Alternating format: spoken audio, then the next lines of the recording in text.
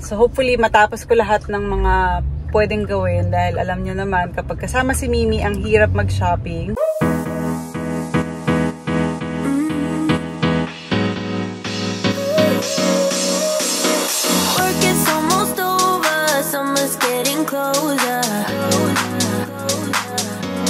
Hi mga Zeus! Good morning! For today's vlog guys, ako lang ang lalabas ng bahay. Marami akong errands na gagawin, marami akong kailangang bilhin para sa aming next adventure. Nagpapabili ng pang swimming si Aliyah, bibilang ko din.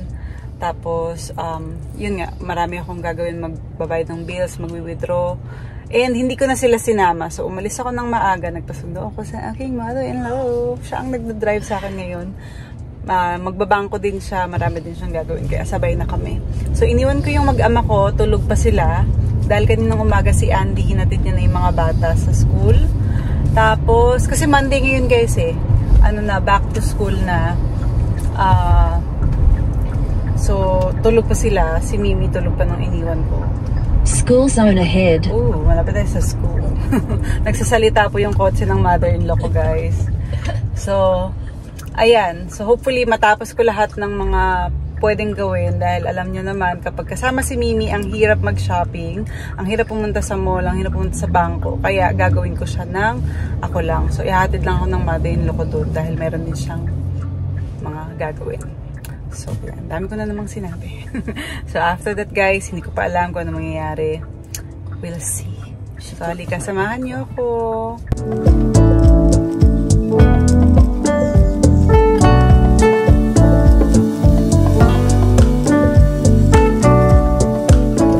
Ayan, guys. Natapos na ang mga errands namin.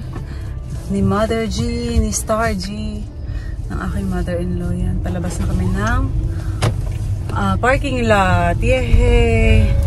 So, it's already 1:30. Mga mabatuin ng 3 oras, no? Dami naming nagawa, dami naming natapos. Mga errands, saray ko. Walang humps. Dire-diretso.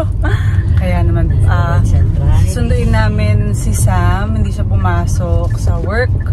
Si Sam po ay aking sister-in-law. Dahil meron naman siyang high fever. Yung hay fever, yung naa-aching ka.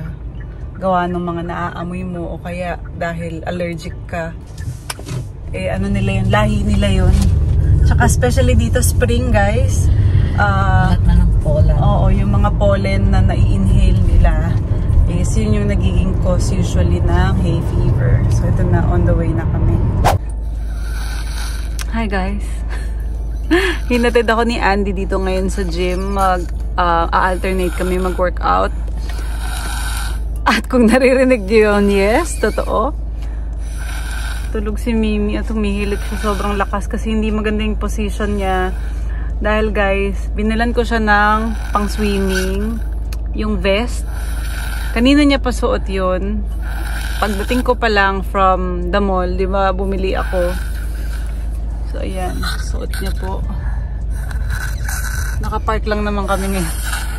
Ngayon yung tanggalin. Kaya ganyan yung pag, niya, sobrang pagod at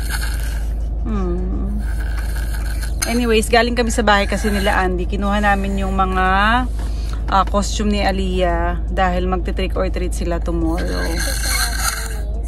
Tsaka same sila ni Mimi ng outfit. No? Ayan, nagigising si Mimi. So ayan guys, bababa na ako kasi mag-gym ako. At least tulog siya, hindi mahirapan si Andy. Kaya, bye daddy. And you're gonna vlog something? Bye guys, see you there. Alright guys, I left the kids at Ola's place. I just came through to Officeworks to pick up some black ink. So yeah, we ran out quite a few months ago, so this is long overdue. So, time to be replaced.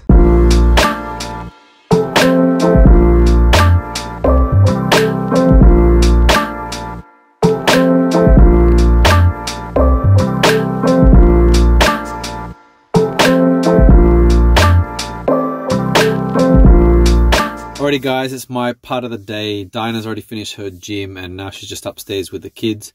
I'm about to head off to my mum's place. I need to print out a bunch of documents and sign. So yeah, I'm running out of time for the rest of the day. But yeah, I'll get it done. I am a little bit sleepy. I woke up, well, Mimi went to sleep while Diana was at the gym.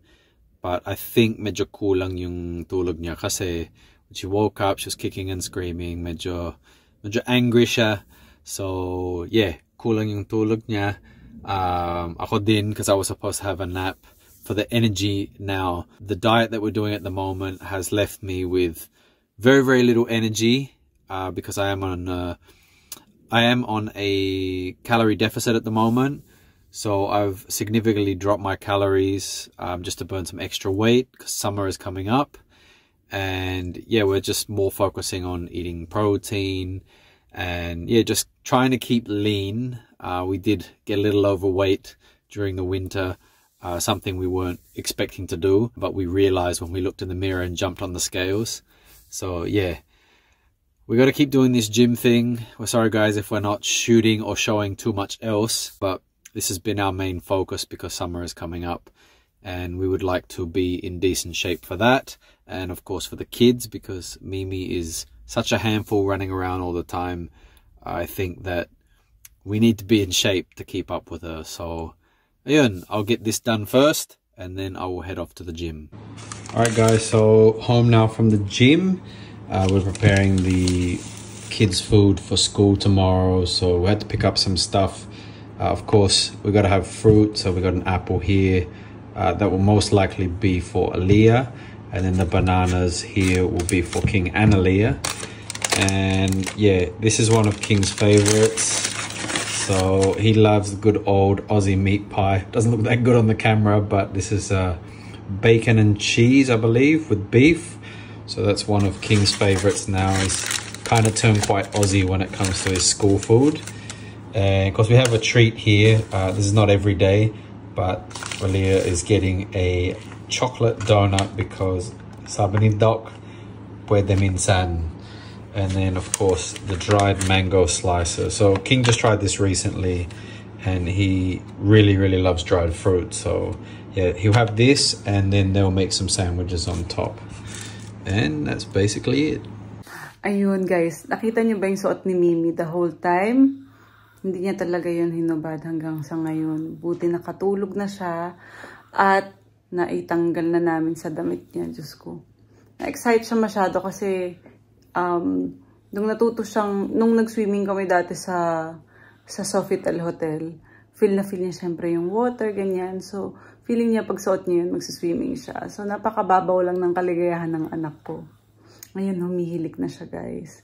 Tapos, thankful ako sa araw na to. Napaka-productive dahil marami akong na-accomplish. Marami akong natapos.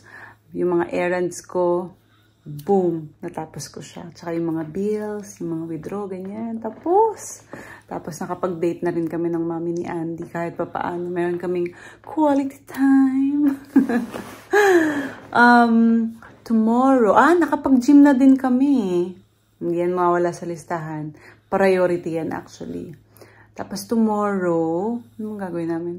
Hindi ko pa maisip. Mahirap mag-isip kung ano yung gagawin mo tomorrow. Basta ang importante, natapos ko yung mga bagay na kailangan ko tapusin today. Sana kayo din. Sana, kapag may mga ganun kayong kailangan tapusin, no, ang sarap sa pakiramdam na nagagawa nyo siya. So, syempre, salamat sa aking mother-in-law dahil sinamahan niya ako today. At dumaan din sila kanina sa bahay ng aking sister-in-law para mag-merienda. Too bad kasi ang merienda namin ni Andy, egg. Egg and avocado. We're not complaining. We are happy naman sa result ng aming pagda-diet. Kaya kung kayo din guys, kung meron kayong chance na mag-diet, try niyo yung avocado, yung egg, yung chicken, yung salad. Basta may protein, may broccoli yan, mga beans. Pwedeng-pwede yan. Yan lang naman talaga ang ating dapat kainin kapag tayo ay nagda-diet or gustong magpapayat. So hanggang dito na lang mga zoobs ang haba ng sinabi ko. Kaya bukas naman. See you!